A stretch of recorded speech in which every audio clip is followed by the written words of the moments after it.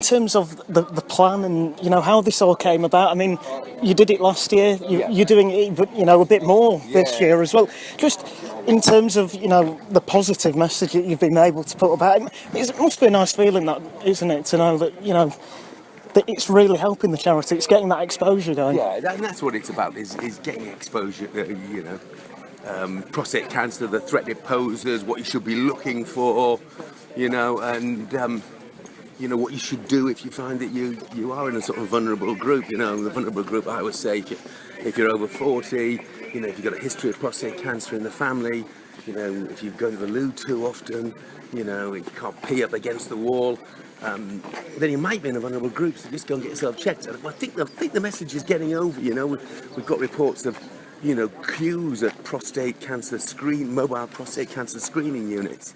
So yeah, it's very satisfying, and of course the money's a nice byproduct as well, which helps go into research for better, more accurate diagnosis of it.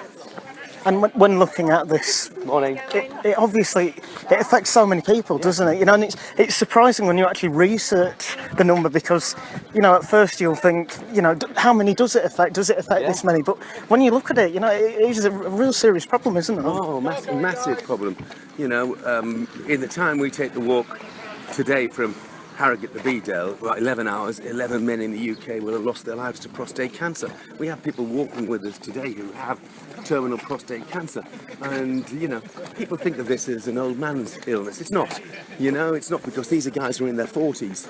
And it doesn't just affect men, it affects their wives and their families and their daughters and their sisters, and it's important that that's not overlooked. And I hate this tag and say, it's an old man's illness. No, it is not. And in terms of the celebrity help that you've had, obviously quite a few of your colleagues from Sky have been able to come down as well. It must be nice, mustn't it, to know that they're there for you, helping you with us. Yeah, and the boys from Sky have been absolutely fantastic. The Top Saturday boys have all turned up. Phil Thompson, Charlie Nicholas, Matt Letizia, Chris Kamara, Ian Dowie, people like that. And actually, it's not just Top Saturday guys. I mean, Danny Mills is, works for the BBC, of course, but, that doesn't matter on a day like this. He's come out to support the cause. We had Mark Lawrenson earlier in the walk. Colin Murray came along, the broadcaster. We've had fantastic, and from other sports as well, Dominic Cork, the cricketer, Dowie Morris from Rugby Union. We've had all sorts of people, the MPs coming to meet us.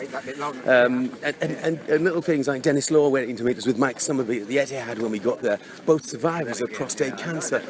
That all helps raise the profile of it. And when looking at this, and the thing of football being kind of used to be an advert, because so many people obviously watch football that can be affected by this, it is kind of the perfect balance, isn't it? It is, and that's why, that's exactly it. That's why when I first came up with the idea, I wanted to involve as many football clubs as humanly possible, because every weekend the people that we are targeting are filling the seats at their grounds, so they're a perfect vehicle to get our message over, really. And by the way, they've all been really supportive as well. Every morning whichever club we're at has supplied all the walkers with a fantastic breakfast. When we get there, at the end of the day, there's always food and drinks laid on, a bit of physiotherapy for me and for anyone else who needs it. So it's been a team effort, between the clubs, the walkers, myself, Prostate Cancer UK. And in terms of this journey, nearing the end now, aren't you? That final day, not that far. How are you feeling right now? Because obviously you've pushed yourself that bit further than last year. Yeah, I mean, the last couple of days, was a sort of journey into the unknown for me. I mean, done 10 last year, so I wasn't sure how I'd cope with the extra days. But so far, it's been okay. You just got to make sure, that mentally you're sort of right, you're focused, because it's hard when you get up in the morning to think, I'm going to walk 27 miles again today. And the morning part of actually is lovely, because it's a big group, everybody's nice and fresh, and it's like having a pleasant morning stroll in the sunshine. But believe you me, when we get to 18 or 19 miles, the chatter will have gone significantly. There'll be a pretty quiet group by then as people start to feel it. So I'm aware that's coming up as well. So, but hey, 2 and a bit days to get through. And would you say you've been able to use that experience of doing it last year, and obviously now, to know what to expect really as each day comes? Yeah, definitely.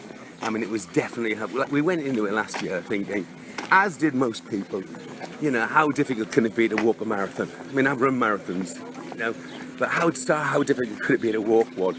And somebody told me beforehand, you said it's more difficult, and I thought I didn't believe them, you know. And what I will say is it's every bit as difficult to walk one as to run one, and we found that out on the first day of last year. So yeah, that's helped, you know. I put in a bit more work beforehand, tried to get a bit fitter before we set off this time around, and was just mentally more aware of what was in store. So it's been a big help to have that experience and this time round. But don't ask me to do it again. Well, I was gonna say finally, in terms of, you know, the plans going forward. I mean, could it happen this whole thing again, or do you feel that maybe there's another avenue to go down? I think you've got to go down another avenue. I don't think you can keep going back to the same people, you know, and asking them to support the same type of event year after year after year. You know, it's not fair on anybody, because all, you know, okay, I mean, I do the walking, and you know, I'm the figurehead, if you like, but all the people who are with us, they're the ones who are raising the funds, you know, so the onus is on them to go and get support, financial support from their friends and work colleagues and things like that. It's just not fair to keep on going back and asking people to support a similar event. So, you know, there might well be something next year, but I think if there is, you'll find it's a little bit different.